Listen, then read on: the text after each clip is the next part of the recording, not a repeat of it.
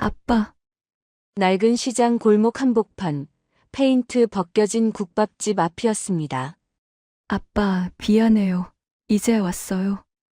고급 정장을 입은 젊은 여자가 무릎을 꿇고 울고 있었습니다. 그 앞에 희끗희끗한 머리, 거칠게 갈라진 손, 낡은 앞치마 차림의 남자는 손에 들고 있던 국자를 그대로 떨어뜨렸습니다. 서린이, 우리 서린이구나. 남자는 비틀거리듯 다가가 떨리는 손으로 여자의 얼굴을 쓰다듬었고 두 사람은 그 자리에서 말없이 서로를 끌어안고 울기 시작했습니다.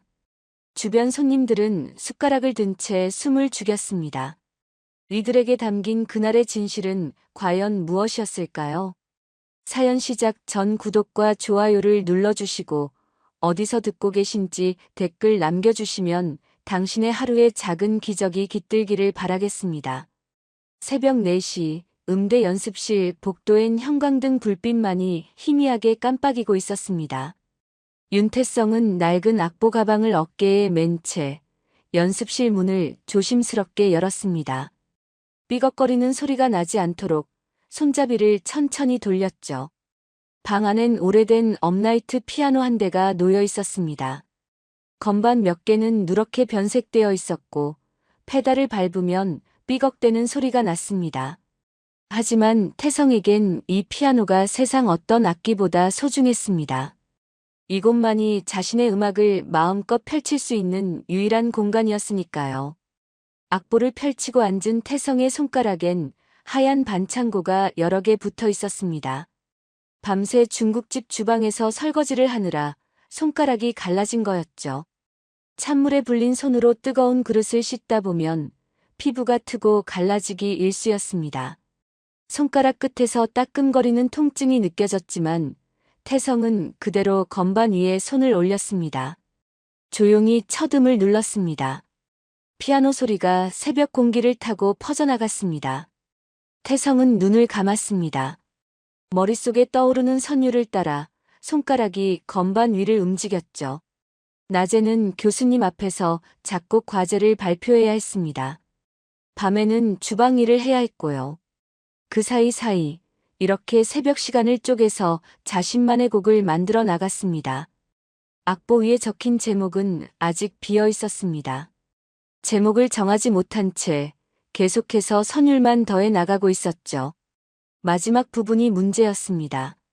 어떻게 끝을 맺어야 할지 도무지 답이 나오질 않았습니다. 행복한 결말을 쓰고 싶었지만 손가락은 자꾸만 슬픈 화음을 눌렀습니다. 1시간쯤 지났을까요? 복도 저 끝에서 경비 아저씨의 발소리가 들려왔습니다. 태성은 재빨리 악보를 접었습니다. 가방에 악보를 넣고 조용히 연습실을 나왔죠. 경비 아저씨와 눈이 마주쳤습니다. 또 새벽부터 왔어? 학생, 집에 가서 좀 자야지. 경비 아저씨는 혀를 차며 고개를 저었습니다. 태성은 고개를 숙여 인사하고는 건물을 빠져나왔습니다. 차가운 새벽 공기가 얼굴을 때렸습니다. 겨울이 코앞까지 온 걸 느낄 수 있었죠. 하숙집으로 돌아가는 길, 태성은 하숙집에 도착했습니다. 냉장고를 열어봤습니다. 우유 한 팩이 눈에 들어왔는데 유통기한을 보니 이미 사흘이나 지나 있었습니다. 결국 라면 하나만 집어들었습니다. 지갑을 열어보니 1,000원짜리 지폐 2장과 동전 몇 개가 전부였습니다. 하숙집 방문을 열자 텅 빈 냉장고가 보였습니다. 라면 하나, 김치 조금이 전부였죠. 태성은 라면을 끓이지도 않고 그대로 이불을 펼쳤습니다. 배가 고팠지만 더 피곤했습니다. 눕자마자 잠이 쏟아졌습니다. 낮이 되었습니다. 태성은 학교 강의실에서 교수님 앞에 섰습니다. 교수님은 태성이 제출한 악보를 찬찬히 살펴보셨습니다. 한참을 들여다보시던 교수님이 안경을 벗으셨습니다. 태성아, 재능은 있어. 선율도 좋고 구성도 탄탄해. 그런데 말이야. 교수님은 잠시 말을 멈추셨습니다. 태성은 숨을 죽였습니다. 이 길을 계속 가려면 버틸 수 있는 돈이 있어야 해. 작곡가로 이름을 알리기까지 최소 몇 년은 걸려. 그동안 어떻게 먹고 살 거야? 태성은 아무 대답도 하지 못했습니다. 교수님의 말씀이 틀리지 않았으니까요. 강의실을 나온 태성의 발걸음은 무거웠습니다. 그날 저녁 친구 하나가 태성에게 전화를 걸어왔습니다. 야, 태성아. 내일 소개팅 하나 있는데 같이 갈래? 그냥 밥이나 얻어먹어. 여자 쪽에서 사준다더라. 태성은 망설였습니다. 소개팅 같은 건 관심도 없었고 시간도 아까웠습니다.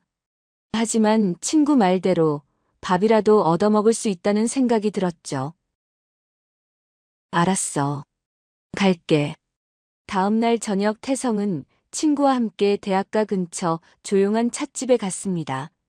약속 시간보다 조금 일찍 도착했습니다. 잠시 후 문이 열리고 여자 2명이 들어왔습니다. 그중 한 명이 태성의 눈에 들어왔습니다. 수수한 베이지색 코트를 입은 여자였습니다.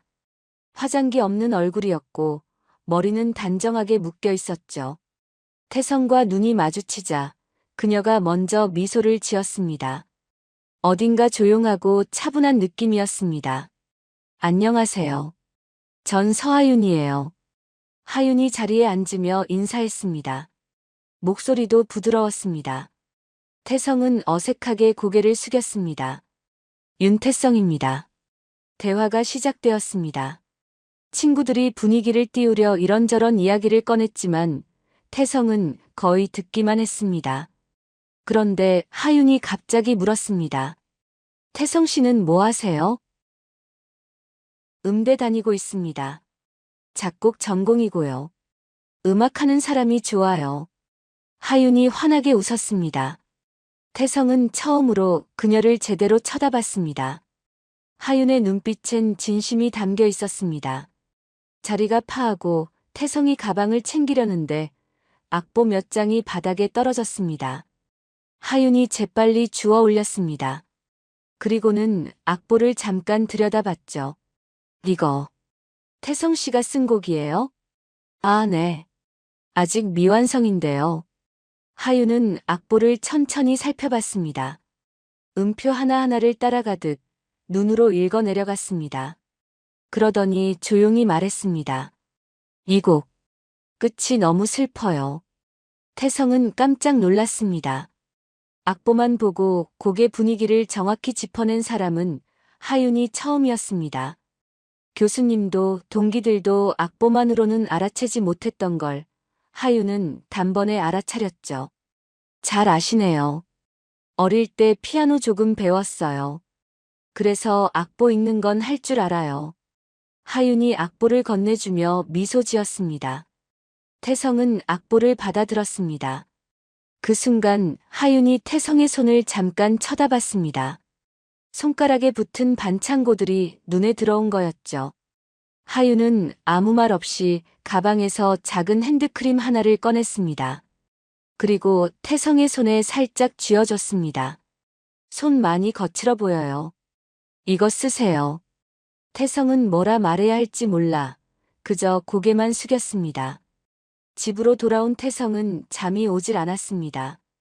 책상 앞에 앉아 다시 악보를 펼쳤습니다. 마지막 부분을 다시 들여다봤습니다. 그리고 하윤의 말이 떠올랐습니다. 끝이 너무 슬퍼요. 태성은 연필을 들었습니다. 그리고 마지막 소절을 지우고 새로운 선율을 그려넣기 시작했습니다. 슬픈 화음 대신 조금 더 따뜻한 음을 선택했죠. 새벽 2시가 넘어서야 태성은 악보 맨 위에 제목을 적었습니다. 마지막 사랑. 창밖엔 첫눈이 내리기 시작했습니다. 그날 이후 태성과 하윤은 자연스럽게 만나게 되었습니다. 처음엔 일주일에 한 번, 그러다 사흘에 한 번, 나중엔 거의 매일 얼굴을 보게 됐죠. 하윤은 태성의 연습실 근처 카페에서 기다리곤 했습니다. 태성이 새벽 연습을 마치고 나오면 따뜻한 커피 한 잔을 건네주었습니다. 말이 많지 않은 하윤이었지만 그 작은 행동 하나하나에 마음이 담겨 있었습니다.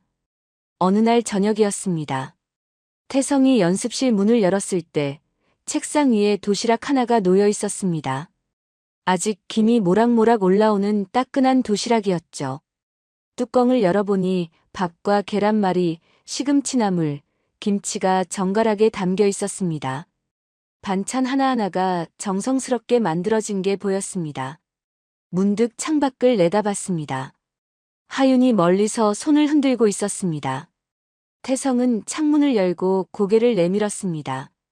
이거 직접 만든 거예요? 네. 맛있게 드세요. 하윤은 환하게 웃으며 돌아섰습니다. 태성은 따뜻한 밥을 한 숟가락 떠먹었습니다. 입안 가득 퍼지는 밥맛에 눈시울이 뜨거워졌습니다. 언제부터였을까요? 이렇게 따뜻한 밥을 먹어본 게. 며칠 후 태성은 하윤을 위해 짧은 멜로디 하나를 만들었습니다. 연습실에서 하윤을 만났을 때 태성은 피아노 앞에 앉았습니다. 하윤 씨를 위해 곡을 하나 만들었어요. 들어볼래요? 하윤은 조용히 태성 옆에 앉았습니다. 태성의 손가락이 건반 위를 움직이기 시작했습니다. 짧지만 따뜻한 선율이었습니다. 봄날 아침 햇살 같은 느낌이었죠. 곡이 끝나자 하윤의 눈가에 눈물이 맺혀 있었습니다. 하윤은 재빨리 손등으로 눈가를 훔쳤습니다. 왜 우세요? 너무 예뻐서요. 이렇게 예쁜 곡을 저한테 만들어주다니. 하윤은 고개를 숙인 채 말했습니다. 태성은 하윤의 손을 살짝 잡았습니다. 하윤의 손은 차가웠습니다. 그날부터 두 사람의 관계는 더 깊어졌습니다. 밤 산책을 함께하기도 했습니다. 학교 뒤편 작은 공원을 천천히 걸으며 이런저런 이야기를 나눴죠. 하윤은 자신의 이야기는 거의 하지 않았습니다. 태성의 이야기를 듣는 걸 더 좋아했습니다. 태성 씨는 왜 작곡가가 되고 싶어요? 글쎄요. 무대에 서고 싶어서는 아니에요. 그냥 누군가의 인생에 남는 음악을 만들고 싶어요. 언젠가 제 곡을 듣고 누군가 위로받을 수 있다면 그걸로 충분해요. 하윤은 태성의 얼굴을 가만히 바라봤습니다. 가로등 불빛 아래 태성의 얼굴이 보였습니다. 진심이 담긴 눈빛이었습니다. 태성 씨 같은 사람은 처음 봐요. 이런 데서 꿈을 키우는 게 정말 멋져요. 하윤이 조용히 말했습니다. 태성은 웃었습니다. 어느 날 태성은 하윤에게 연습실 열쇠 복사본을 건넸습니다. 이거 가지고 계세요. 열쇠를요? 네. 제가 없을 때도 여기서 쉬다 가셔도 되니까요. 추운 날 밖에서 기다리지 말고요. 하윤은 열쇠를 손에 쥐었습니다. 작은 열쇠였지만 그 무게가 남달랐습니다. 신뢰의 증표였으니까요. 그날 이후 하윤은 가끔 연습실에 먼저 와서 태성을 기다렸습니다. 태성이 피아노를 치는 동안 하윤은 의자에 앉아 조용히 듣곤 했습니다. 그러다 어느새 스르르 잠이 들기도 했죠. 태성의 연주가 자장가처럼 편안했던 겁니다. 태성은 잠든 하윤의 어깨에 자신의 코트를 살짝 덮어주었습니다. 그리고 더 조용히 건반을 눌렀습니다. 하지만 태성은 몰랐습니다. 하윤에게 숨겨진 것들이 있다는 걸요. 하윤의 손목엔 금빛 시계가 차여 있었습니다. 태성의 플라스틱 시계와는 차원이 달랐죠. 하윤의 코트도 자세히 보면 고급스러운 옷감이었습니다. 하지만 태성은 그런 걸 알아차리지 못했습니다. 아니, 알아차리고 싶지 않았는지도 모릅니다. 하윤도 자신의 집 이야기는 절대 하지 않았습니다. 태성이 부모님은 뭐 하세요? 라고 물으면 그냥 회사 다니세요라고 얼버무렸습니다. 집이 어디냐고 물으면 강남 쪽이에요 라고만 대답했죠. 어느 날 저녁 태성과 하윤이 함께 길을 걷다가 길가 공중전화 박스 앞을 지나갔습니다. 그때 갑자기 하윤이 걸음을 멈추고 태성을 바라봤습니다. 저 전화 한 번만 하고 가도 될까요? 하윤은 공중전화 박스 안으로 들어갔습니다. 수화기를 들었습니다. 여보세요? 수화기 너머로 남자 목소리가 들렸습니다.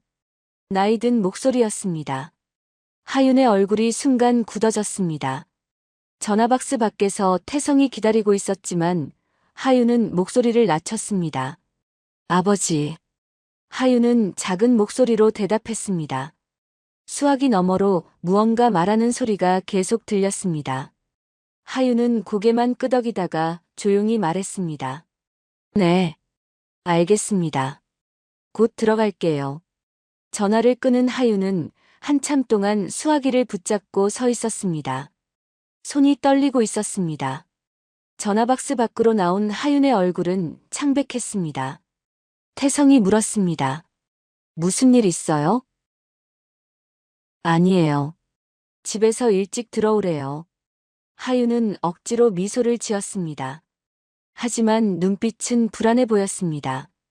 그날 밤 하윤은 집에 돌아가 방문을 잠갔습니다. 침대에 앉아 한참을 멍하니 있었습니다. 아버지가 무언가 알아챈 것 같았습니다.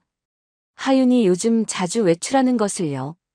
며칠 후 태성과 하윤은 한강변을 걸었습니다. 겨울이 깊어져서 바람이 차가웠습니다. 태성은 하윤의 손을 꼭 잡았습니다.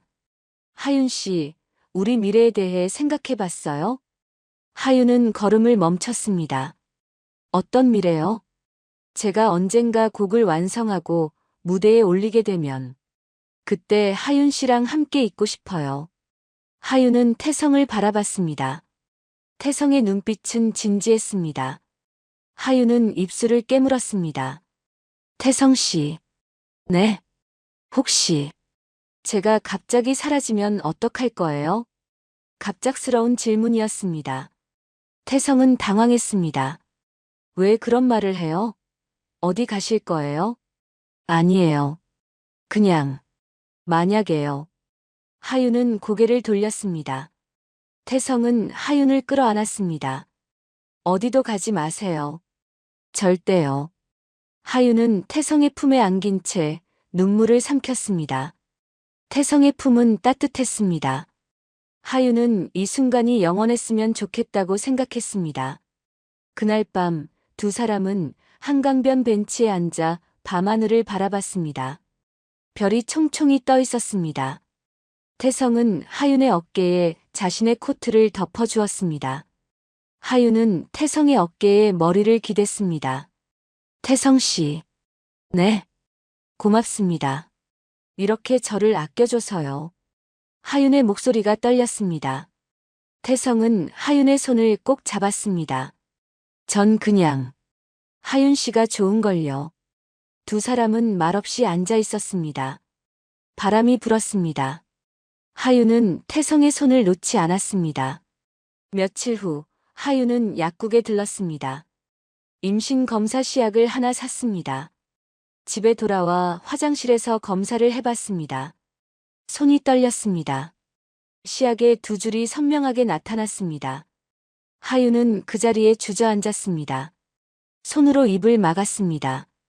눈물이 주르르 흘러내렸습니다. 어떡하지? 어떻게? 태성에게 말해야 할까요? 아니면 혼자 감당해야 할까요? 하윤은 알 수 없었습니다. 다만 한 가지는 확실했습니다. 이제 모든 게 달라질 거라는 것. 하윤은 며칠 동안 태성에게 임신 사실을 말하지 못했습니다. 어떻게 말해야 할지 입이 떨어지지 않았죠. 매일 밤 잠자리에 누워서도 연습했습니다. 태성 씨 사실은요. 하고 입을 열어보지만 그 다음 말이 나오지 않았습니다. 하지만 더 이상 미룰 수 없었습니다. 입덧이 시작됐고 몸이 자꾸 나른해졌습니다. 결국 용기를 냈습니다. 어느 날 저녁 연습실에서 태성을 만난 하윤이 조용히 입을 열었습니다. 태성 씨, 제가 할 말이 있어요. 하윤의 목소리가 떨렸습니다. 태성은 피아노에서 손을 떼고 하윤을 바라봤습니다. 하윤의 얼굴이 평소보다 창백해 보였습니다. 무슨 일이에요? 어디 아파요? 아기가 생긴 것 같아요. 순간 연습실 안이 조용해졌습니다. 창밖에서 바람 소리만 쌩쌩 들렸습니다. 벽에 걸린 시계 초침 소리가 유난히 크게 들렸죠. 태성은 한참을 말없이 서 있다가 천천히 하윤에게 다가왔습니다. 정말요? 네. 약국에서 검사약 사다가 해봤어요. 2줄이 나왔어요. 태성은 하윤의 손을 잡았습니다. 손이 얼음장처럼 차가웠습니다. 괜찮아요. 우리 함께 잘 키우면 돼요. 제가 더 열심히 일할게요. 하윤의 눈에서 눈물이 주르르 흘러내렸습니다. 태성이 이렇게 담담하게 받아들일 줄은 몰랐던 겁니다.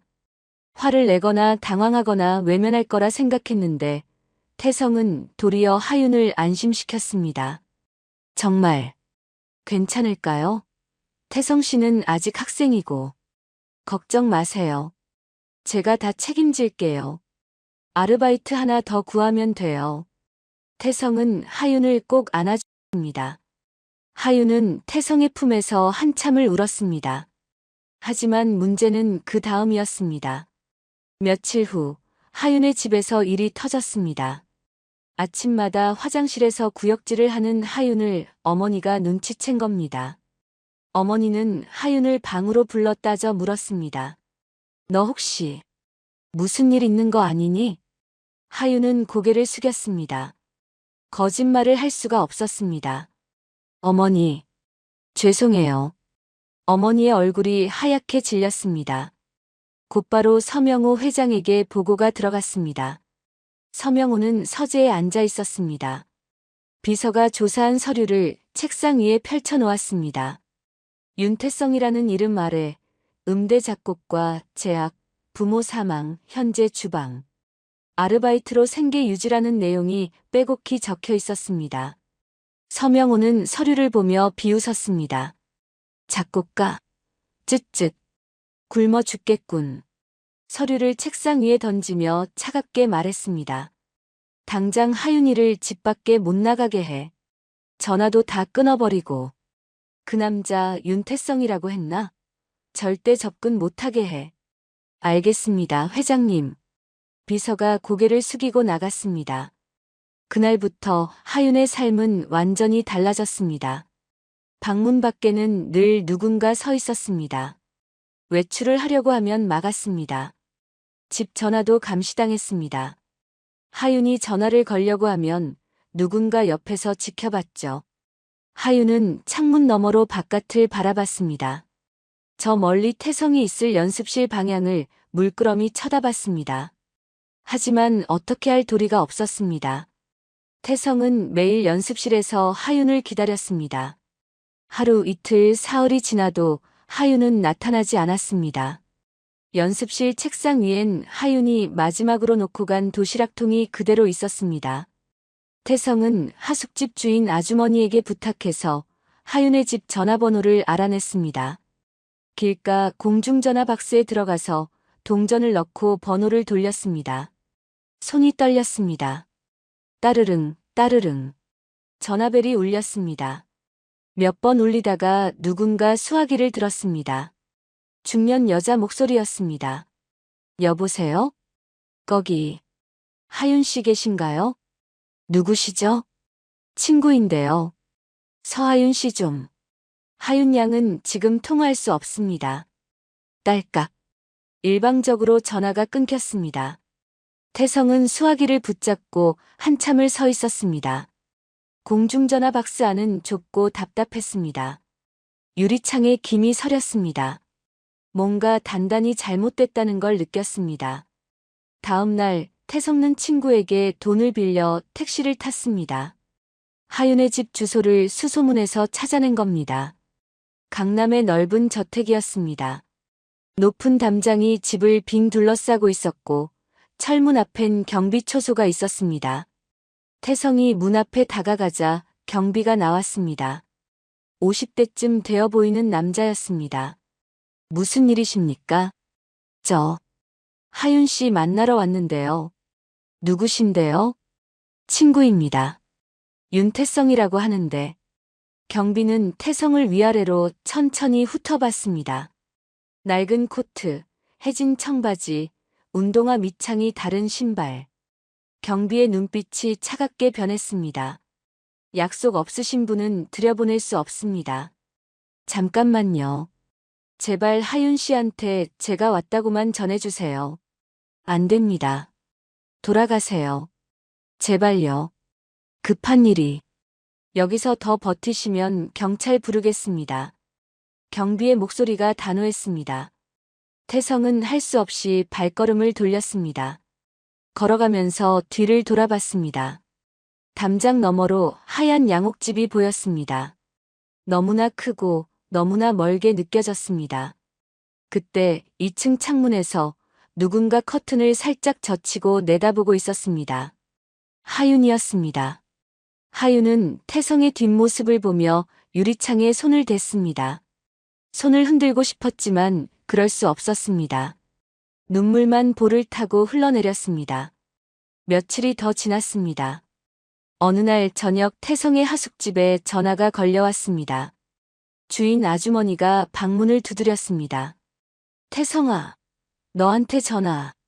태성은 복도로 나가 수화기를 들었습니다. 여보세요? 윤태성 씨죠? 낯선 남자 목소리였습니다.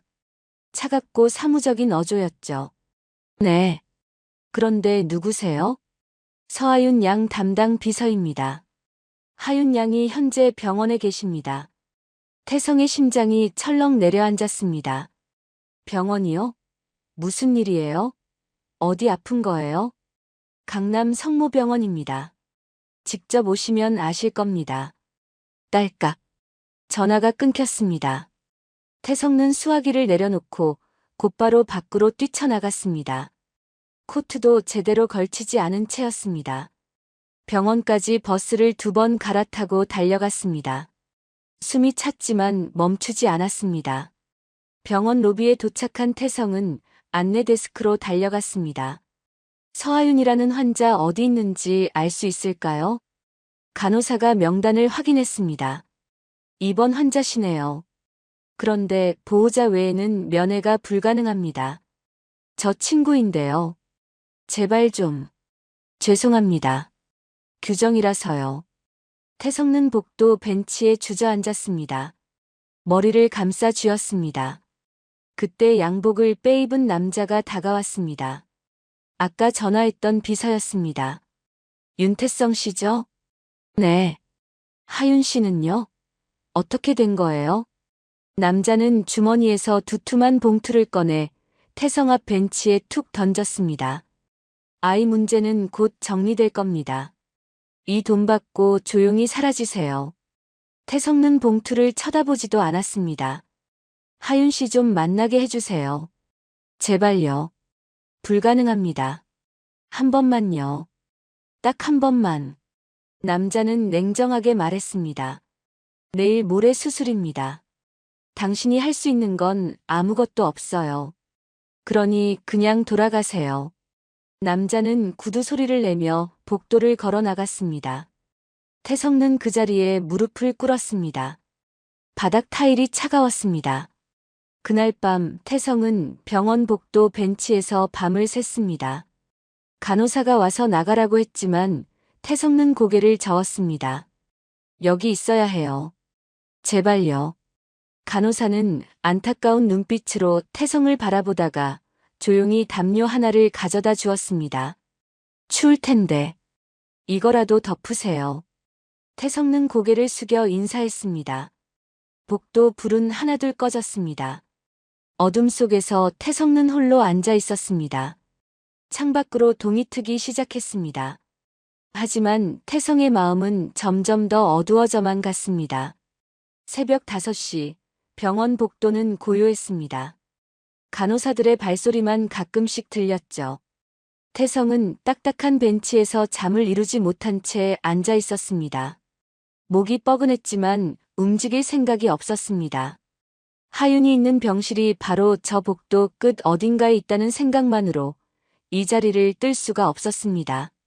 그날 아침 간호사 한 명이 태성에게 다가왔습니다. 어젯밤 담요를 가져다 줬던 그 간호사였습니다. 아직도 여기 계셨어요? 식사는 하셨어요? 태성은 고개를 저었습니다. 배가 고프다는 생각조차 들지 않았습니다. 이거라도 드세요. 간호사가 주머니에서 빵 하나를 꺼내 건넸습니다. 자신이 먹으려고 가져온 것 같았습니다. 태성은 고개를 숙여 인사했습니다. 감사합니다. 하지만 빵을 손에 쥔 채 먹지는 못했습니다. 오전 10시쯤 되었을 때였습니다. 복도 끝에서 사람들이 움직이는 소리가 들렸습니다. 태성은 벌떡 일어났습니다. 의료진 몇 명이 수술복을 입고 병실로 들어가는 모습이 보였습니다. 태성은 그쪽으로 뛰어갔습니다. 하지만 간호사가 막아섰습니다. 죄송하지만 여긴 들어오실 수 없어요. 제발. 하윤 씨 좀 만나게 해주세요. 한마디만 하게. 지금 수술 준비 중이에요. 안 돼요. 태성은 복도에 서서 병실 문만 바라봤습니다. 그 시각 병실 안에서는 하윤이 수술복으로 갈아입고 있었습니다. 간호사가 옆에서 도와줬습니다. 하윤의 손이 계속 떨렸습니다. 괜찮으세요? 너무 긴장하시는 것 같은데. 간호사가 걱정스럽게 물었습니다. 하윤은 대답하지 못했습니다. 입술을 깨물며 눈물을 참고 있었죠. 이제 곧 수술실로 모시겠습니다. 준비되셨죠? 하윤은 고개를 끄덕였습니다. 간호사가 휠체어를 가져왔습니다. 하윤은 휠체어에 앉았습니다. 복도로 나가는 순간이었습니다. 복도 저 끝에 태성이 서 있는 게 보였습니다. 담요를 어깨에 걸친 채 멍하니 이쪽을 바라보고 있었습니다. 눈이 충혈되어 있었고 얼굴은 핏기가 없었습니다. 하윤의 가슴이 철렁 내려앉았습니다. 휠체어가 수술실 방향으로 움직이기 시작했습니다. 하윤은 뒤를 돌아봤습니다. 태성이 점점 멀어졌습니다. 수술실 앞 대기실에 도착했습니다. 간호사가 말했습니다. 잠시만 기다리세요. 곧 모시러 오겠습니다. 간호사가 나가고 하윤은 혼자 남았습니다. 하얀 벽만 사방을 둘러싸고 있었습니다. 조명이 너무 밝았습니다. 하윤은 눈을 감았습니다. 그때 태성의 얼굴이 떠올랐습니다. 처음 만났던 찻집, 연습실에서 피아노를 치던 모습, 한강변에서 함께 걸었던 밤, 그리고 태성이 자신을 위해 만들어준 그 짧은 멜로디. 하윤은 그 선율을 마음속으로 떠올렸습니다. 아니야. 이건 아니야. 하윤의 발이 움직였습니다. 휠체어에서 일어났습니다. 다리에 힘이 없었지만 억지로 버텼습니다. 대기실 문을 열었습니다. 복도는 조용했습니다. 간호사들이 잠시 자리를 비운 듯 했습니다. 하윤은 복도를 따라 걷기 시작했습니다. 수술복 차림이었지만 신경 쓸 겨를이 없었습니다. 비상계단을 발견했습니다. 계단을 내려가기 시작했습니다. 한 층, 두 층. 숨이 찼습니다. 하지만 멈추지 않았습니다. 3층에서 1층까지 계단을 뛰어내려갔습니다. 1층 로비에 도착했을 때 하윤은 주저앉을 뻔했습니다. 벽을 짚고 겨우 버텼습니다. 그때 저 멀리 복도 벤치에 앉아있는 사람이 보였습니다. 태성이었습니다. 하윤은 비틀거리며 태성 쪽으로 걸어갔습니다. 태성은 고개를 숙인 채 앉아 있었습니다. 하윤이 가까이 다가갔을 때 태성이 고개를 들었습니다. 두 사람의 눈이 마주쳤습니다. 태성은 믿을 수 없다는 표정으로 벌떡 일어났습니다. 하윤 씨. 하윤은 태성에게 달려가 그의 품에 안겼습니다. 태성도 하윤을 꼭 껴안았습니다. 두 사람은 한참을 말없이 서 있었습니다. 하윤의 어깨가 떨렸습니다. 미안해요. 정말 미안해요. 하윤이 울먹이며 말했습니다. 태성은 하윤의 등을 토닥였습니다. 괜찮아요. 이제 괜찮아요. 두 사람은 병원 뒤편 주차장으로 나갔습니다. 사람들 눈에 띄지 않는 곳이었습니다. 하늘에서 비가 내리기 시작했습니다. 우산도 없었지만 두 사람은 신경 쓰지 않았습니다. 태성이 자신의 코트를 벗어 하윤의 어깨에 걸쳐 주었습니다. 춥지 않아요? 괜찮아요. 하윤은 태성의 손을 꼭 잡았습니다. 태성 씨, 저 아이 지우지 않을 거예요. 태성은 하윤을 바라봤습니다. 하윤의 눈빛은 확고했습니다. 우리 함께 키워요. 힘들어도 함께하면 되잖아요. 하지만 집안에서 가만히 두시지 않을 거예요. 그건 제가 알아서 할게요. 하윤은 잠시 생각에 잠겼습니다. 그리고 조용히 말했습니다. 아버지한테 아이를 지웠다고 거짓말할게요. 그리고 하윤은 태성의 눈을 똑바로 봤습니다. 태성 씨가 아이를 키워주세요. 네. 그게 무슨. 저는 집안 때문에 아이를 데리고 있을 수가 없어요. 하지만 태성 씨라면 우리 아이를 잘 키워줄 수 있을 것 같아요. 태성은 할 말을 잃었습니다. 하윤이 다시 말했습니다. 우리 다시는 만나지 말아요. 그게 아이한테 더 나을 것 같아요. 하윤 씨, 제발요. 이렇게라도 해야 아이를 지킬 수 있어요. 빗물이 두 사람의 얼굴을 적셨습니다. 하윤은 주머니에서 작은 악보 한 장을 꺼냈습니다. 태성이 하윤을 위해 만들어줬던 그 곡이었습니다. 악보 한쪽 귀퉁이에 하윤이 연필로 뭔가 적어 놓았습니다. 사랑했어요. 태성은 악보를 받아들었습니다. 종이가 빗물에 젖어 흐려졌습니다. 저도 사랑했어요. 하윤은 태성을 꼭 안았습니다. 마지막 포옹이었습니다. 얼마나 시간이 흘렀을까요? 하윤이 먼저 몸을 떼었습니다. 이제 가야 해요. 저 가봐도 될까요? 태성은 고개를 끄덕였습니다. 하윤은 택시를 잡았습니다. 택시 뒷좌석에 앉은 하윤은 창밖을 바라봤습니다. 태성이 서서 손을 흔들고 있었습니다. 하윤도 손을 들었지만 창문은 닫혀 있었습니다. 택시가 출발했습니다. 태성의 모습이 점점 작아졌습니다. 하윤은 얼굴을 손으로 가리고 소리 없이 울었습니다. 태성은 그 자리에 한참을 서 있었습니다. 빗물이 온몸을 적셨습니다. 손에 든 악보도 흠뻑 젖었습니다. 태성은 하숙집으로 돌아왔습니다. 방문을 열고 들어가자 연습실에서 가져온 악보 상자가 보였습니다. 태성은 상자를 열었습니다. 그 안에 하윤이 그린 낙서가 있었습니다. 피아노 건반을 따라 그린 꽃 그림이었습니다. 태성은 그 그림을 보며 무너졌습니다. 바닥에 주저앉아 한참을 울었습니다. 하지만 울고만 있을 수는 없었습니다. 이제 아이를 지켜야 했습니다. 태성은 눈물을 닦았습니다. 그리고 악보 상자를 천천히 정리하기 시작했습니다. 하윤은 병원을 나온 후 집으로 돌아갔습니다. 현관문을 열자마자 아버지 서명호가 서재에서 나왔습니다.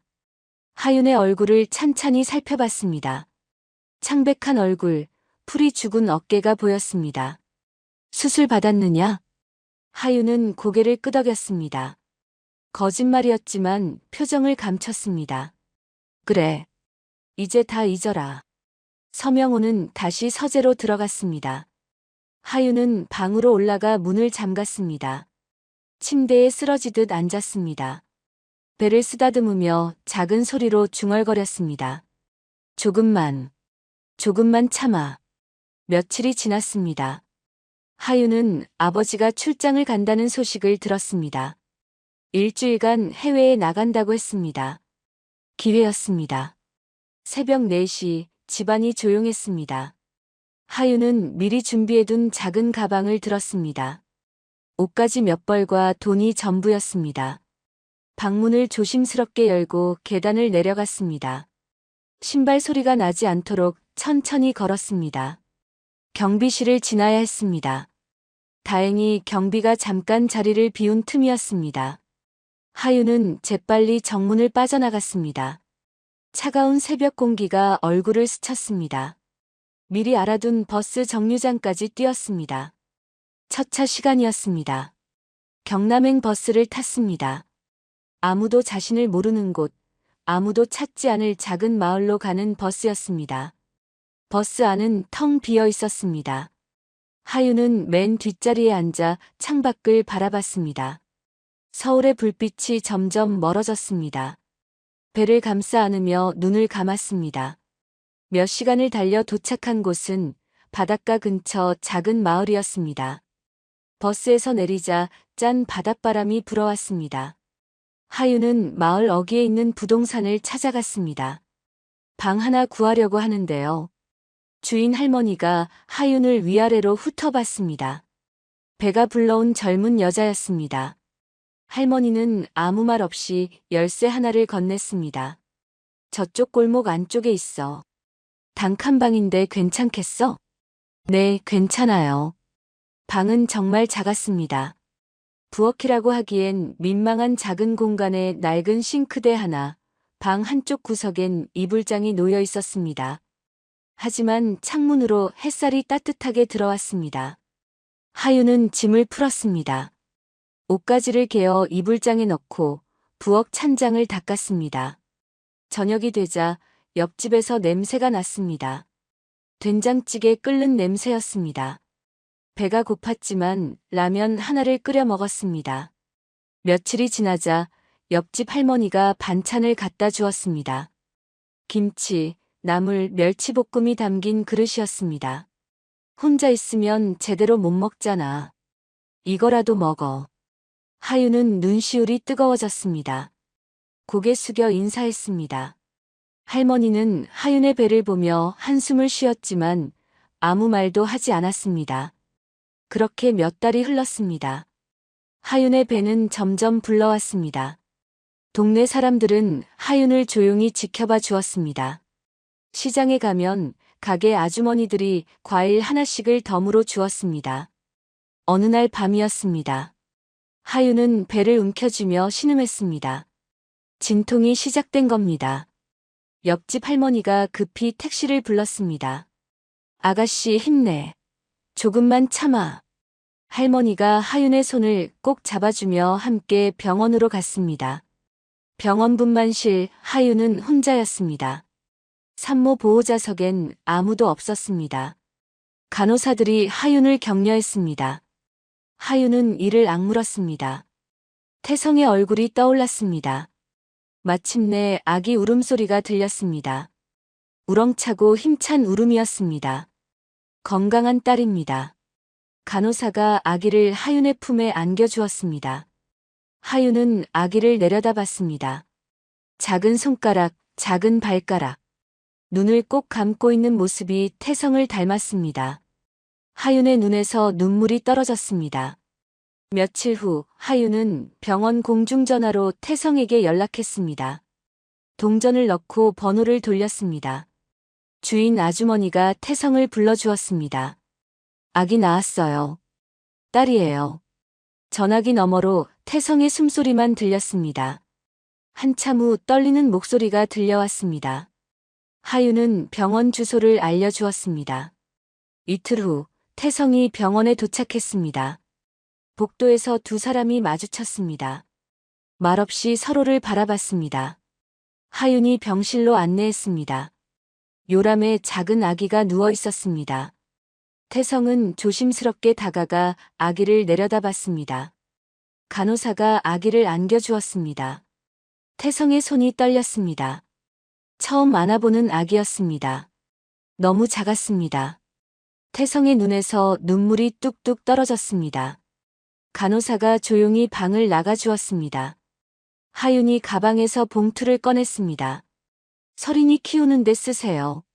태성은 봉투를 받았습니다. 두 사람은 오래 말이 없었습니다. 아기만 조용히 잠들어 있었습니다. 며칠 후 하윤은 병원을 떠났습니다. 서울로 돌아가야 했습니다. 아버지의 출장이 끝나기 전에 집에 들어가야 했습니다. 택시에 탄 하윤은 뒤도 돌아보지 못했습니다. 뒤돌아보면 다시 돌아갈 수 없을 것 같았으니까요. 태성은 아기를 안고 지방의 작은 도시로 내려갔습니다. 서울에선 아이를 키울 수 없었습니다.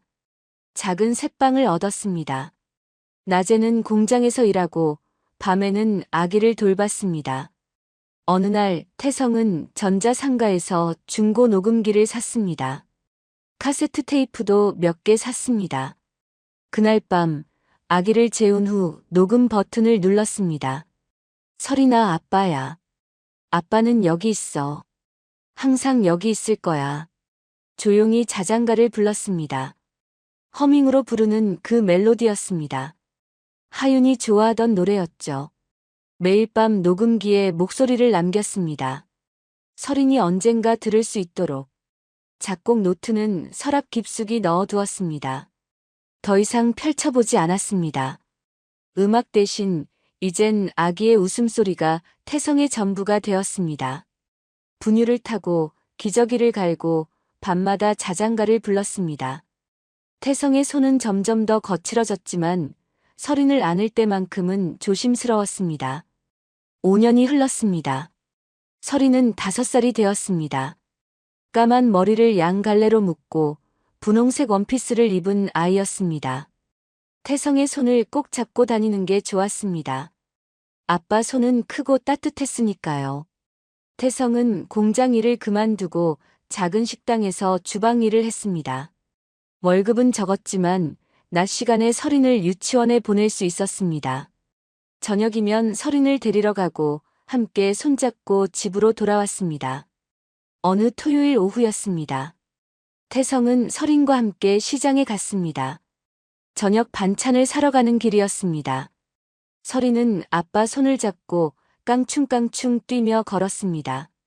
떡볶이 가게 앞에서 설인이 발걸음을 멈췄습니다. 빨간 떡볶이가 보글보글 끓고 있었습니다. 고소한 냄새가 났습니다. 아빠, 떡볶이 먹고 싶어요. 설인이 태성을 올려다보며 말했습니다. 태성은 주머니 속 돈을 만져봤습니다. 얼마 남지 않았지만 괜찮았습니다. 그래, 먹자. 태성은 떡볶이 2인분을 샀습니다. 설인은 호호 불어가며 떡을 먹었습니다. 입 주변에 빨간 양념이 묻었습니다. 태성이 손수건으로 닦아주었습니다. 설인이 환하게 웃었습니다. 아빠, 맛있어요. 그래, 천천히 먹어. 그때였습니다. 검은색 승용차 한 대가 시장 입구에 멈춰 섰습니다. 비싼 차였습니다. 이 동네에서는 보기 힘든 차였죠. 뒷좌석에서 나이든 남자가 내렸습니다. 양복을 말끔하게 차려입은 모습이었습니다. 서명호였습니다. 서명호는 시장을 둘러보며 걷고 있었습니다. 지방 출장을 왔다가 들른 길이었습니다. 비서가 옆에서 따라왔습니다. 그때 떡볶이 가게 앞에서 웃고 있는 어린 여자아이가 눈에 들어왔습니다. 서명호는 걸음을 멈췄습니다. 아이의 얼굴을 자세히 봤습니다. 까만 눈동자, 작은 코, 웃을 때 보이는 보조개. 순간 머릿속에 오래된 사진 한 장이 떠올랐습니다. 어렸을 적 하윤의 모습이었습니다. 똑같았습니다. 눈매, 코, 입술까지. 서명호의 표정이 굳어졌습니다. 비서를 불렀습니다. 저 아이 사진 찍어. 조사 좀 해봐. 비서가 멀리서 설인의 사진을 찍었습니다. 태성은 그 사실을 몰랐습니다. 설인과 떡볶이를 먹는데 정신이 팔려 있었으니까요. 며칠이 지났습니다. 서명호는 비서가 가져온 조사 보고서를 펼쳐봤습니다. 윤설인 5세, 부윤태성 몸 이상. 출생 시기를 계산해보니 딱 맞아떨어졌습니다. 하윤이 수술을 받았다고 한 시기와 일치했습니다. 서명호는 책상을 쳤습니다. 손바닥이 나무에 부딪혀 소리가 났습니다. 거짓말을 했군. 아이를 낳아서 키우고 있었어. 비서가 조심스럽게 물었습니다.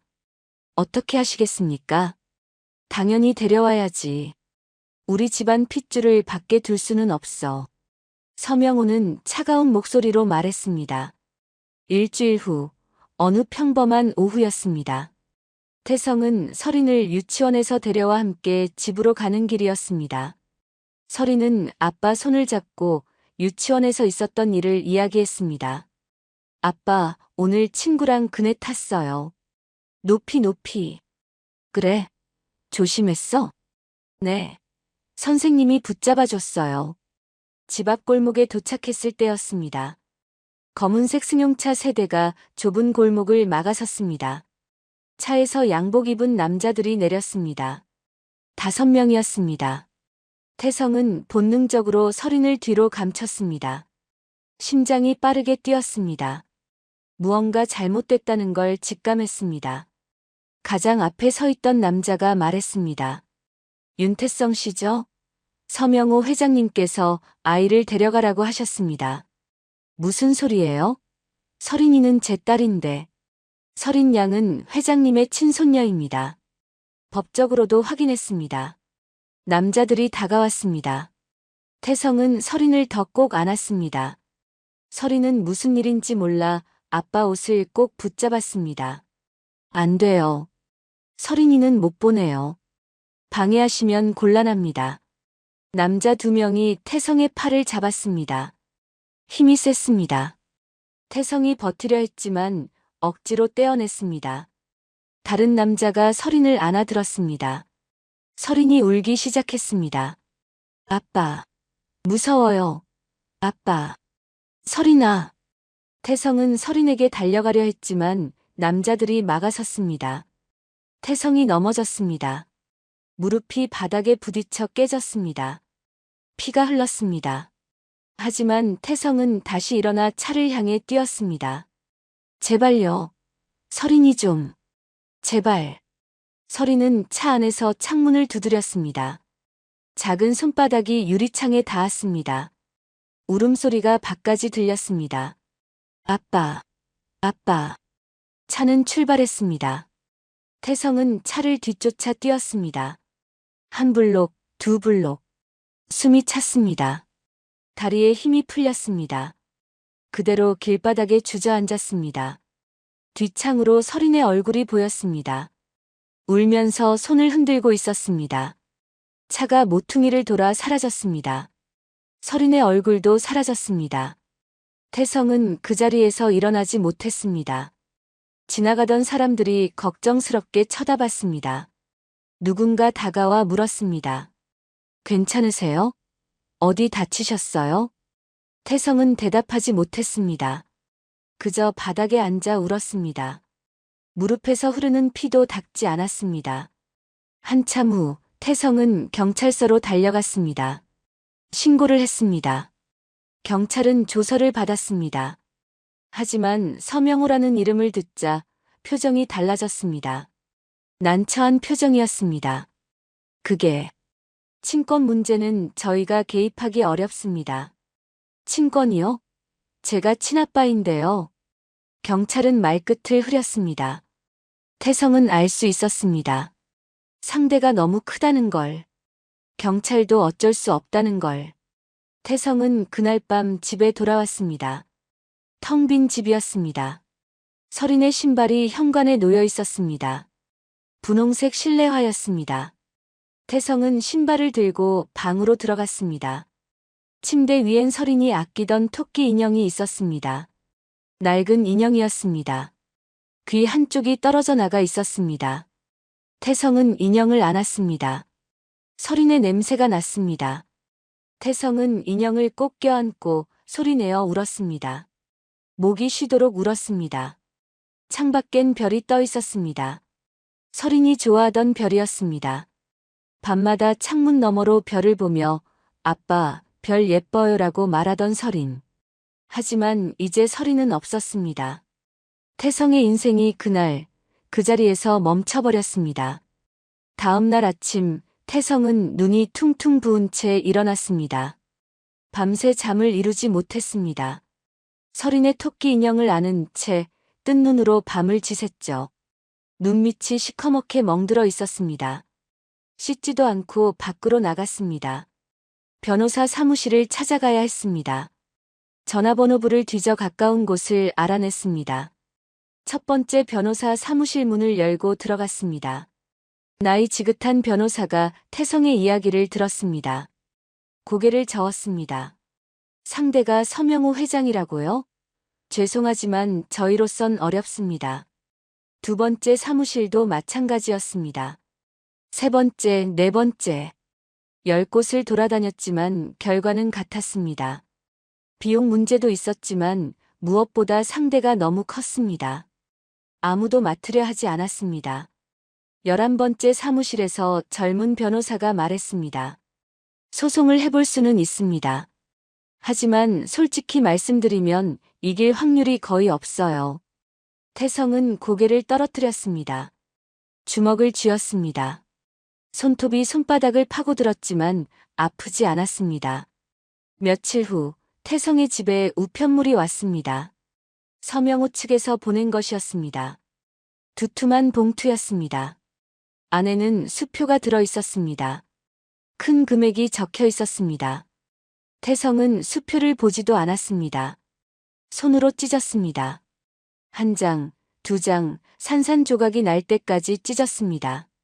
조각난 종이가 바닥에 흩어졌습니다. 발로 밟았습니다. 태성은 법원에도 갔습니다. 민원실에서 상담을 받았습니다. 직원이 서류를 검토하더니 안타까운 표정을 지었습니다. 친권 회복 소송을 하실 수는 있는데요.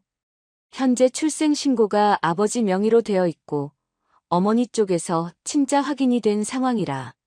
직원은 말끝을 흐렸습니다. 태성은 알았습니다. 희망이 없다는 걸. 법도 돈 많은 사람 편이라는 걸. 법원을 나온 태성은 멍하니 서 있었습니다. 하늘을 올려다봤습니다. 구름 한 점 없는 맑은 하늘이었습니다. 하지만 태성의 마음은 점점 어두워져만 갔습니다. 태성은 마지막으로 하윤에게 연락을 시도했습니다. 공중전화에서 동전을 넣고 하윤의 집 전화번호를 돌렸습니다. 신호음이 울렸습니다. 하지만 연결되지 않았습니다. 이 번호는 현재 사용되지 않습니다라는 안내 음성이 나왔습니다. 번호가 바뀐 것 같았습니다. 수화기를 내려놓은 태성은 전화박스 유리에 이마를 기댔습니다. 차가운 유리였습니다. 눈을 감았습니다. 한 달이 지났습니다. 태성은 더 이상 싸울 수 없다는 걸 깨달았습니다. 돈도 없었고 방법도 없었습니다. 무엇보다 서린을 찾을 길이 보이지 않았습니다. 어느 날 동네 아주머니가 태성에게 말했습니다.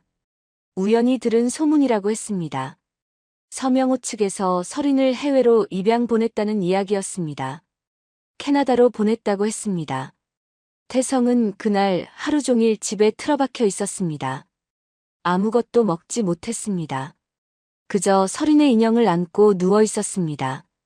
천장만 멍하니 바라봤습니다. 며칠 후 태성은 짐을 쌌습니다. 이곳에 더 있을 수 없었습니다. 서린의 흔적이 너무 많았습니다. 현관 신발, 냉장고에 붙은 그림, 침대 옆 인형. 모든 게 서린을 떠올리게 했습니다. 숨을 쉴 수가 없었습니다.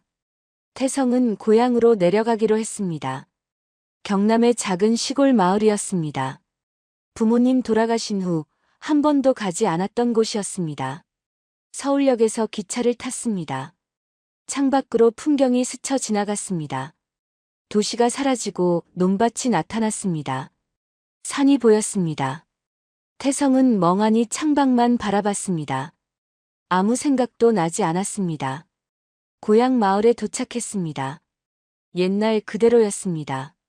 좁은 골목, 낮은 집들. 태성은 빈집 하나를 얻었습니다. 월세는 싼 편이었습니다. 집주인 할머니가 불쌍하게 여겨 깎아준 겁니다. 작은 국밥집을 차리기로 했습니다. 부모님이 살아계실 때 어머니가 국밥을 잘 끓이셨습니다. 그 맛을 기억하고 있었습니다. 국밥이라면 혼자서도 할 수 있을 것 같았습니다. 몇 달 동안 준비했습니다. 낡은 가게를 빌려 청소하고 낡은 테이블과 의자를 사다 놓았습니다. 간판도 달았습니다. 태성국밥이라는 소박한 간판이었습니다. 페인트 칠을 직접 했습니다. 개업날 손님은 거의 없었습니다. 점심때 동네 할아버지 한 분이 들어왔습니다. 국밥 한 그릇을 드셨습니다. 천천히 드시더니 그릇을 다 비우셨습니다. 국물이 구수하네.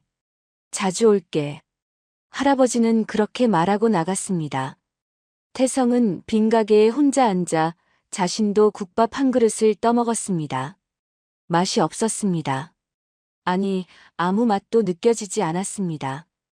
기계처럼 숟가락을 입에 넣었습니다. 저녁이 되어 가게 문을 닫았습니다. 뒤편 작은 방으로 들어갔습니다. 짐을 풀다가 악보 상자를 발견했습니다. 서울에서 가져온 것이었습니다. 먼지가 쌓여 있었습니다. 상자를 열었습니다. 오래된 악보들이 들어 있었습니다. 누렇게 바랜 종이였습니다.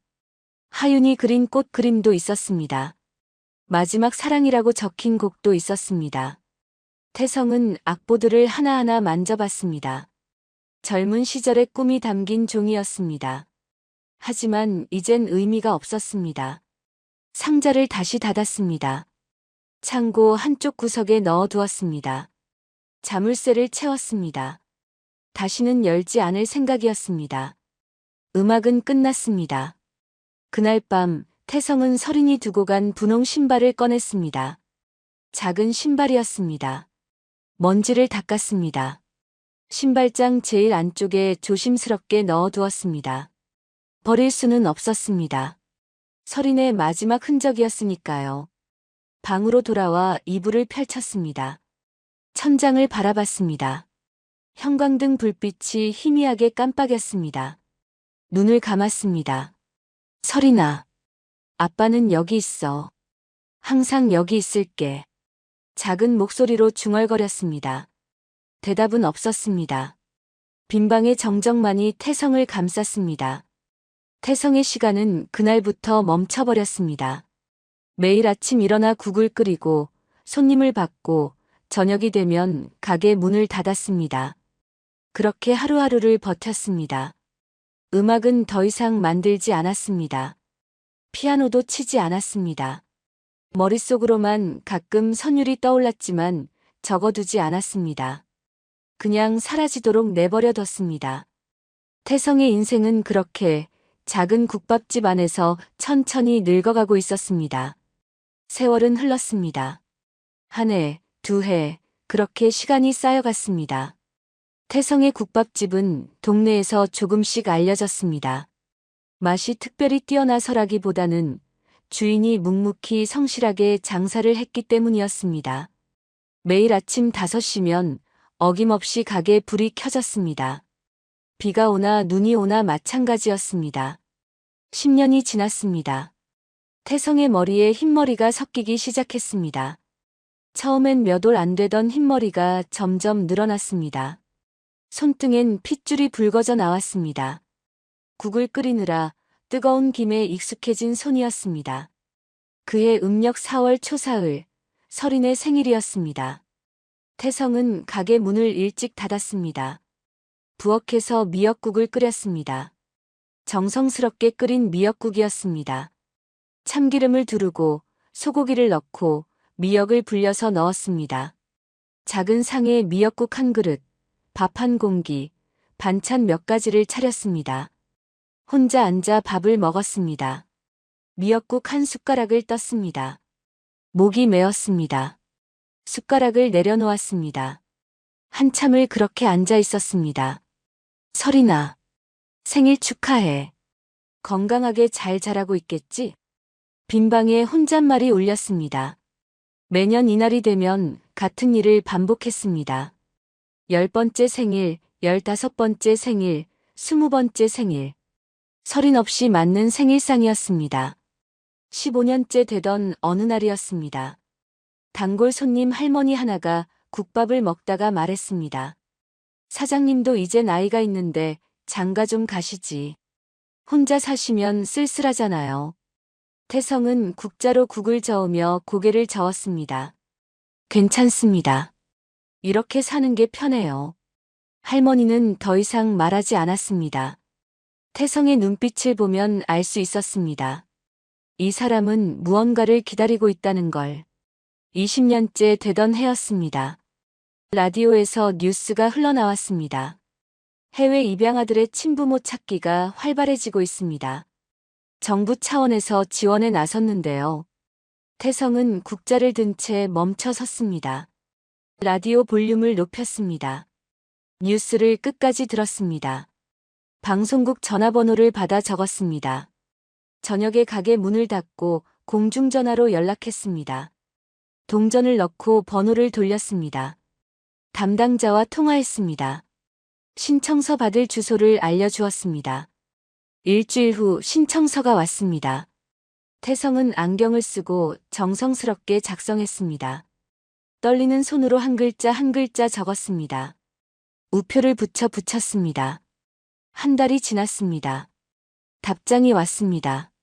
현재 해당 정보를 찾을 수 없음이라는 내용이었습니다. 태성은 편지를 접어 서랍에 넣었습니다. 기대하지 않았지만 그래도 가슴이 아팠습니다. 25년이 흘렀습니다. 태성의 허리가 굽기 시작했습니다. 오랜 시간 국을 끓이느라 허리에 무리가 왔던 겁니다. 아침에 일어날 때 허리가 뻐근했습니다. 머리는 완전히 희끗희끗해졌습니다. 거울을 보면 낯선 노인이 보였습니다. 신발장엔 여전히 설인의 분홍 신발이 있었습니다. 가끔 꺼내서 먼지를 닦았습니다. 낡은 헝겊으로 조심스럽게 닦았습니다. 너무 작은 신발이었습니다. 아이의 발이 들어갔던 신발. 이젠 30이 넘은 어른이 되었을 설인. 어느 날 라디오에서 옛날 노래가 흘러나왔습니다. 태성이 젊은 시절 작곡했던 마지막 사랑이라는 곡이었습니다. 누군가 다시 편곡해서 불렀던 모양이었습니다. 피아노 선율이 조용히 흘러나왔습니다. 태성은 국자를 떨어뜨렸습니다. 바닥에 국물이 튀었습니다. 신경 쓰지 않았습니다. 라디오 앞에 주저앉아 노래를 끝까지 들었습니다. 눈을 감았습니다. 젊은 시절이 떠올랐습니다.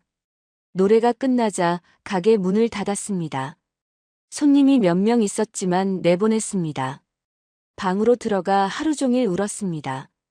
왜 우는지도 몰랐습니다. 그저 눈물이 계속 흘렀습니다. 젊은 시절, 음악을 했던 시절, 하윤을 만났던 시절, 설인을 키웠던 시절. 모든 게 아득히 먼 옛날처럼 느껴졌습니다. 28년이 되었습니다. 태성은 이제 50대 후반이 되었습니다. 동네 아이들을 보면 무의식적으로 나이를 계산했습니다. 유치원 다니는 아이를 보면 우리 설인이도 이랬겠지 하고 생각했습니다. 초등학생을 보면 이제 33이니 어른이 됐겠구나 하고 생각했습니다. 시장에 가면 젊은 여자들을 유심히 봤습니다. 혹시 설인이 아닐까 하는 기대였습니다. 물론 말도 안 되는 일이었습니다. 설인은 캐나다에 있을 테니까요. 하지만 멈출 수 없는 습관이었습니다. 어느 날 저녁 장사를 마치고 창고를 정리하다가 낡은 상자를 발견했습니다. 자물쇠가 채워진 상자였습니다. 먼지가 두껍게 쌓여 있었습니다. 손으로 먼지를 털어냈습니다. 악보 상자였습니다. 28년 전 서울을 떠날 때 넣어둔 것이었습니다. 자물쇠는 녹이 슬어 있었습니다. 태성은 상자를 쓰다듬었습니다. 열지는 않았습니다. 다시 제자리에 두었습니다. 머릿속으로는 가끔 음악이 흘렀습니다. 국을 끓일 때, 설거지를 할 때, 밤에 잠들기 전. 선율이 떠올랐습니다. 피아노 소리가 들리는 것 같았습니다. 하지만 적어두지 않았습니다. 그냥 사라지도록 내버려뒀습니다. 그 먼 곳, 캐나다에서는 설인이 다른 이름으로 살아가고 있었습니다. 엘리자베스 리. 세계적인 금융그룹의 회장이 된 여자였습니다. 고급 호텔 스위트룸에 머물렀습니다. 비서들이 줄지어 대기했습니다. 회의가 끝나면 리무진이 기다렸습니다.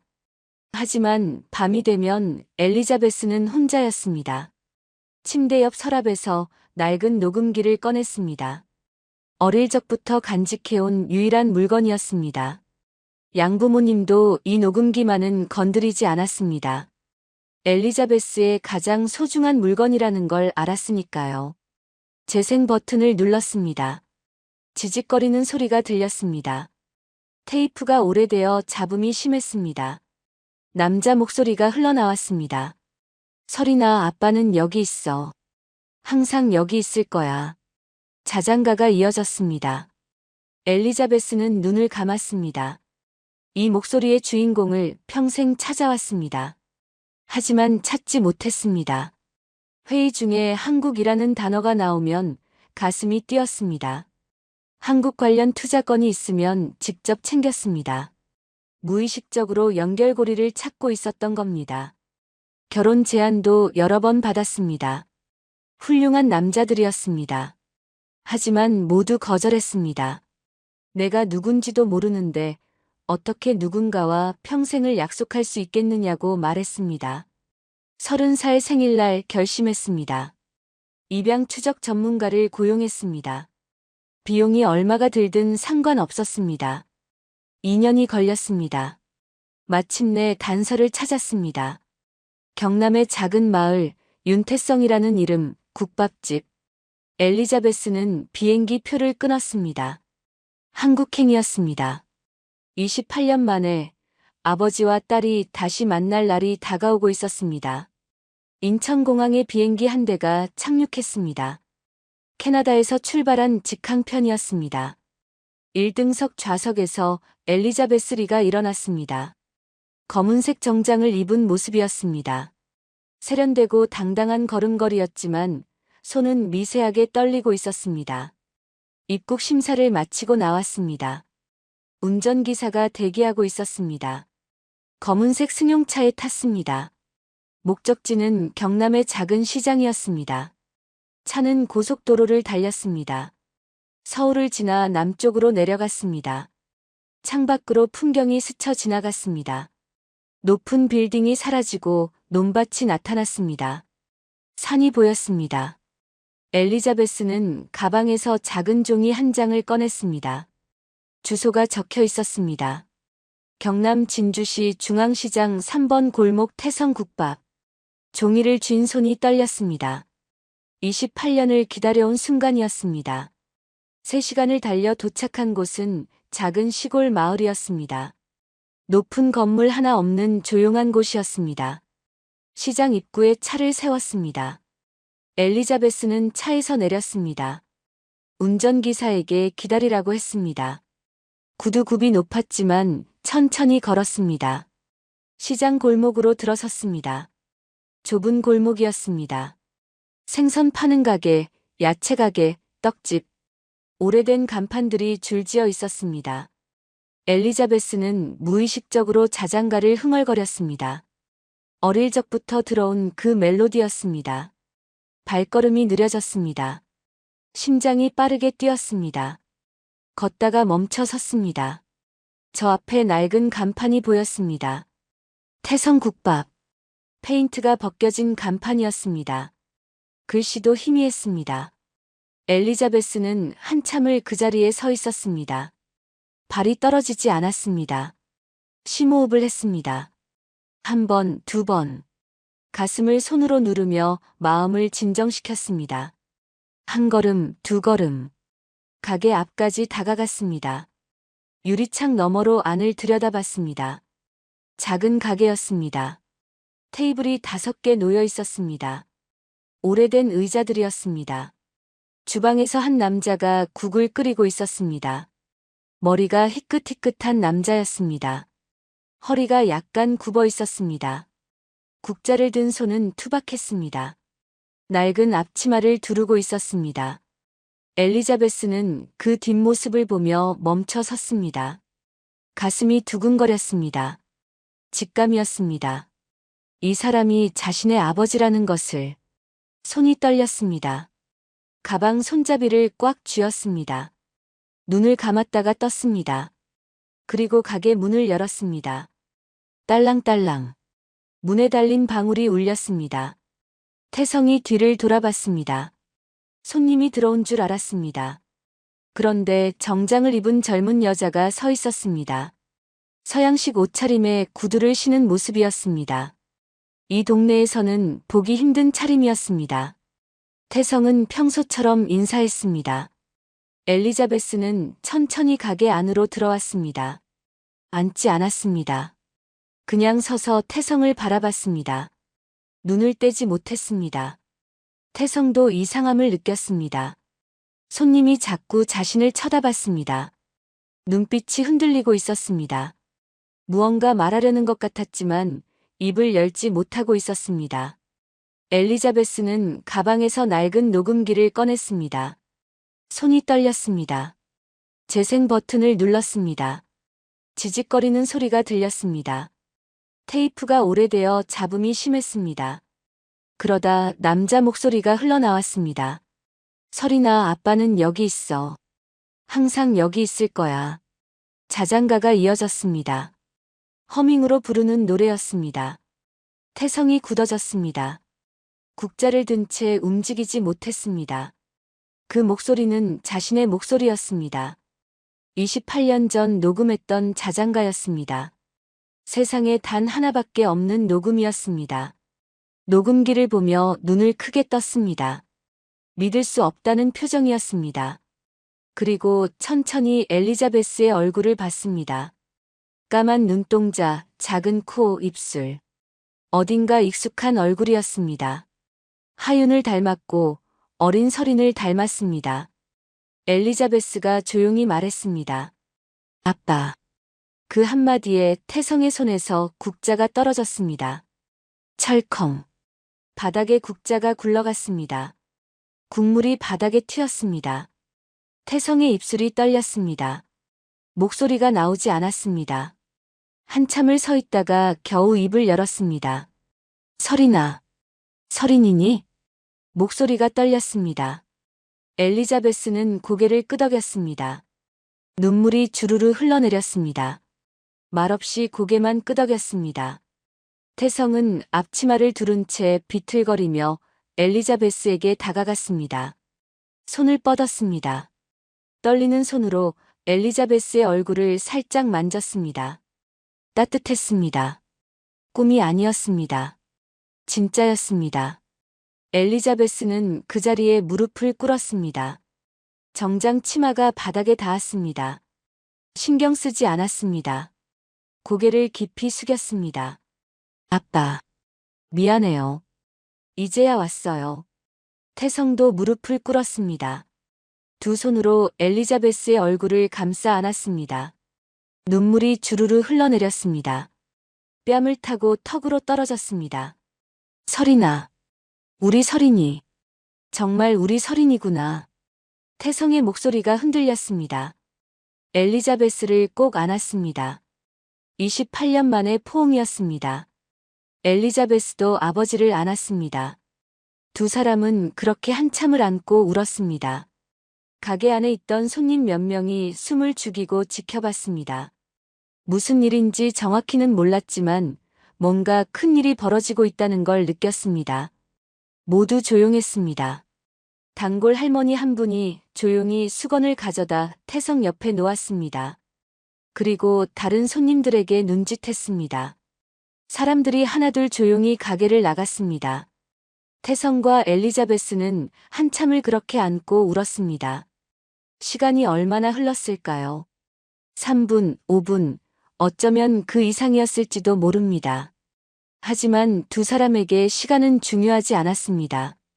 태성이 먼저 몸을 떼었습니다. 엘리자베스의 얼굴을 쓰다듬었습니다. 눈물로 젖은 얼굴이었습니다. 하지만 아름다웠습니다. 설인아. 정말 우리 설인이 맞구나. 이렇게 커서. 이렇게 예쁘게 자라서. 엘리자베스는 태성의 손을 잡았습니다. 거칠고 투박한 손이었습니다. 굳은 살이 박혀 있었습니다. 그 손을 자신의 뺨에 갖다 댔습니다. 태성은 고개를 끄덕였습니다. 말이 나오지 않았습니다. 그저 엘리자베스를 바라봤습니다. 28년을 기다린 얼굴이었습니다.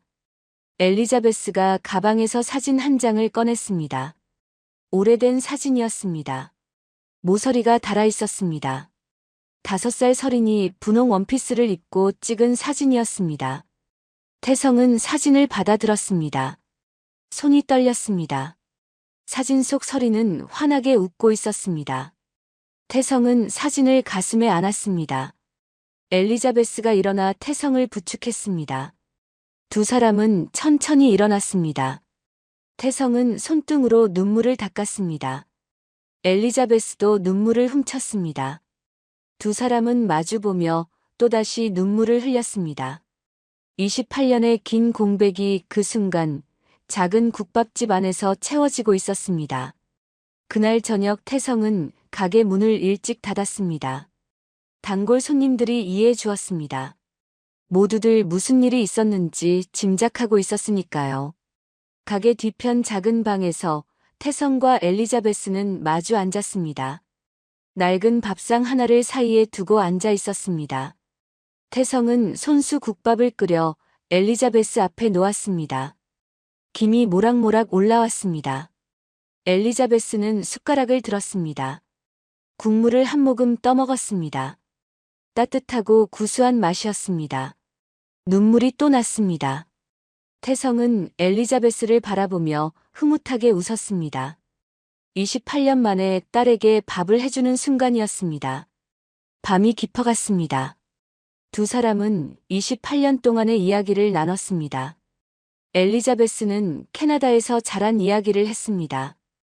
양부모님이 따뜻한 분들이었다는 것, 대학을 나와 금융회사에 취직했던 것, 그리고 회장이 되기까지의 과정을요.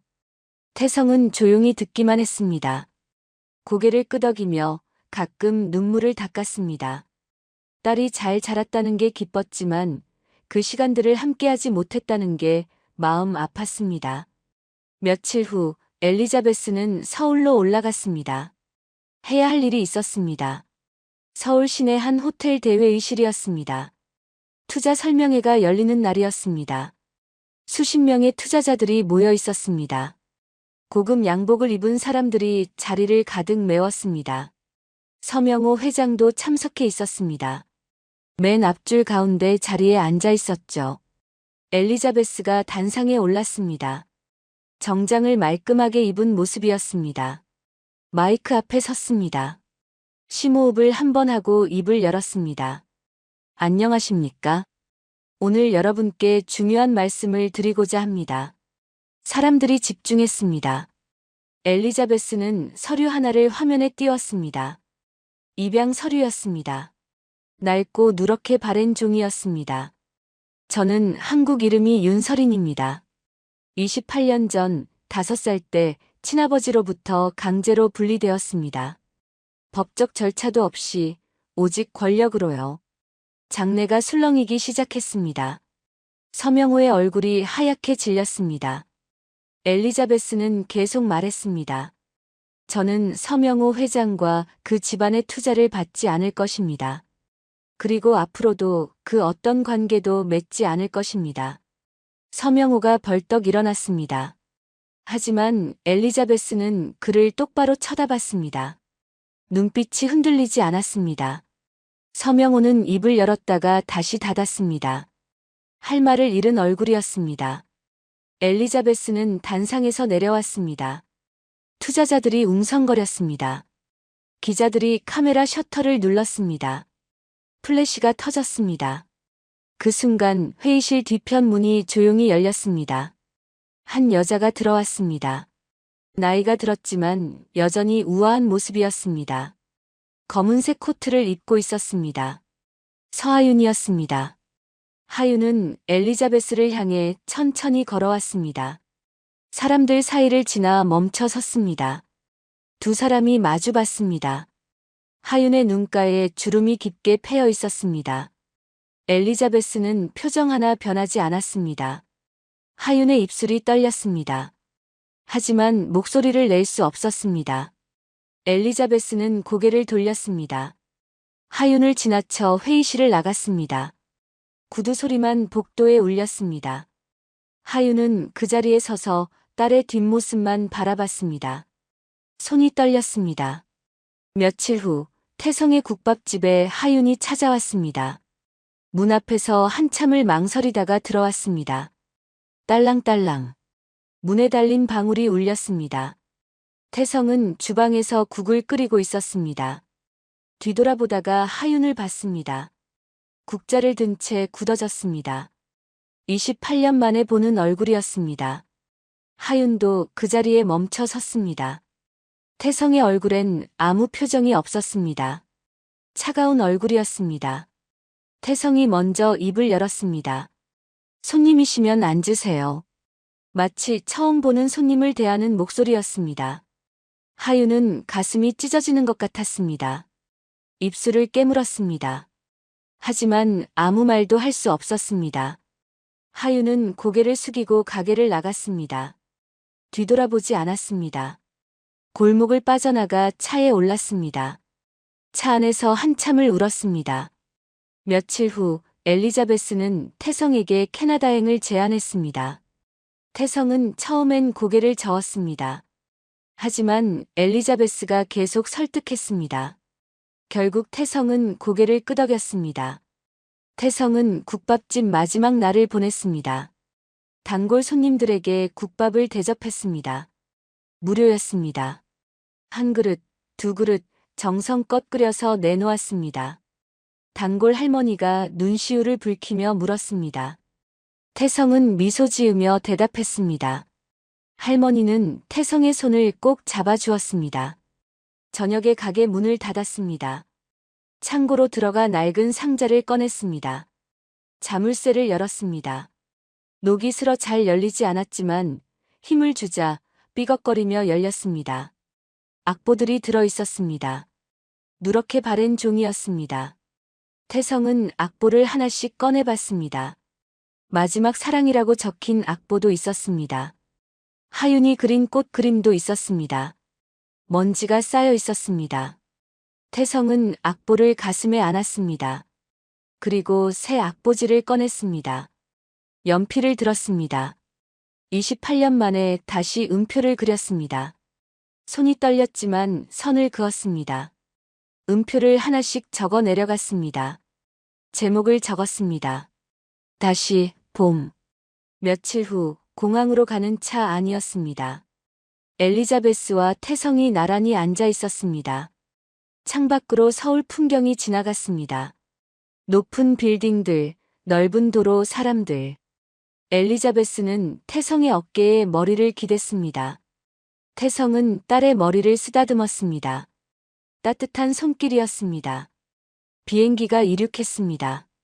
창밖으로 한국의 땅이 점점 작아졌습니다. 태성은 창밖을 바라봤습니다.